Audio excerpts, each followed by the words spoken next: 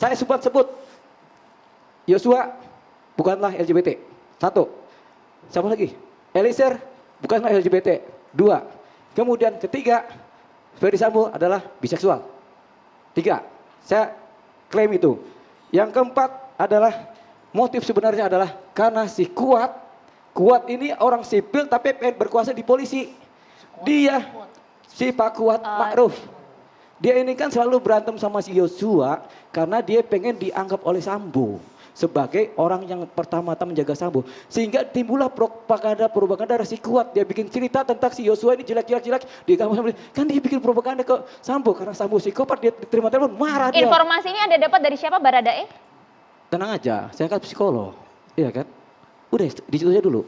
Oke, Cukup, boleh dilanjutkan dulu. Kita ya dengar. udah motifnya di situ aja. Yang penting Pak Kapolda mundur, Kak Seto ngurusin orang-orang Cilincing atau enggak anak-anak yang lebih banyak ngapain ngurusin sana. Bang Diolipa, berarti Ya. pernyataan pengakuan dari Baradae dari Magelang ke Jakarta semua sudah diterangkan kepada Diolipa Yumara. Ya sudahlah. Buat apa saya berdoa sama Tuhan? Nah, kejadian di Magelang itu sebenarnya seperti apa, Bang Doli? Nih ya, di Magelang itu nyeng-nyong dari tanggal 2 sampai tanggal Nyeng-nyong itu apa, Bang? ya ada jalan-jalannya dong ke Jogja, ke oke. mall. Saya kasih kode. Yang ke mall Jogja aja nggak ada yang tahu. Saya tahu kok mereka ke mall di Jogja terus balik lagi ke Magelang, iya kan? Iya kan? Terus bagaimana Kuat kemudian karena dia gengsinya, karena dia merasa dia paling kuat. Namanya juga Kuat. Kalau diredakan sama Yusuf kan nggak mau dia. Dia aja langsung bilang, bos itu si Yosua tuh begini. Ini yang namanya fitnah.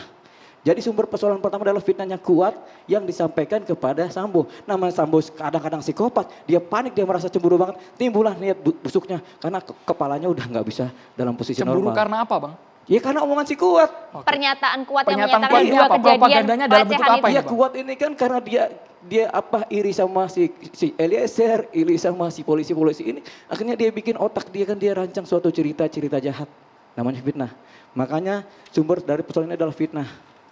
Paham ya? Bang, Baradae menyatakan hal itu juga bahwa tuduhan Kuat yang melihat Sambo memergoki dua kali.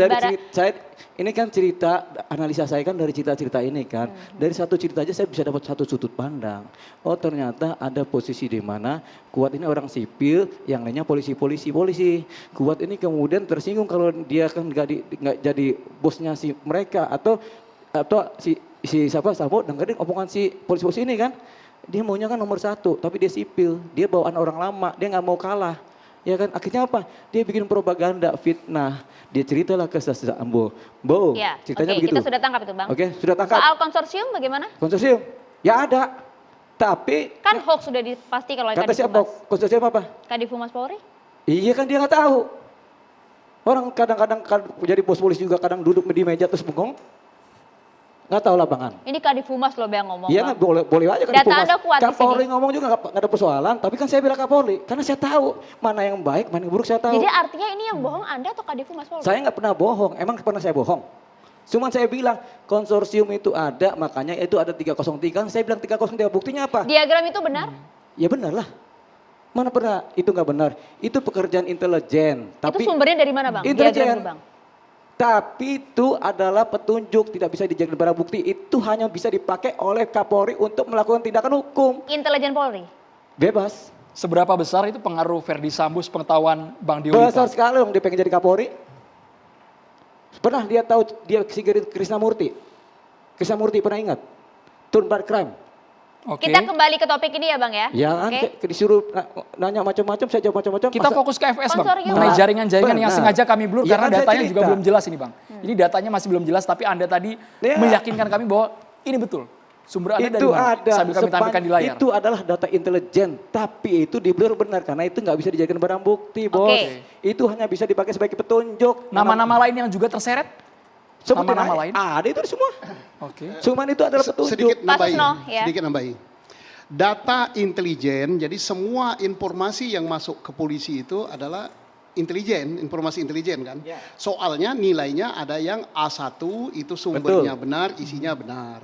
Ada yang B1 sumbernya agak enggak dipercaya tapi isinya benar. Betul. Yang paling enggak dipercaya kalau sudah sekian. Gitu Rumor kan. namanya itu kan. Rumor namanya. Tapi apapun itu bermanfaat bagi Polri, bermanfaat juga bagi penyelenggara negara ini, termasuk bermanfaat juga bagi DPR.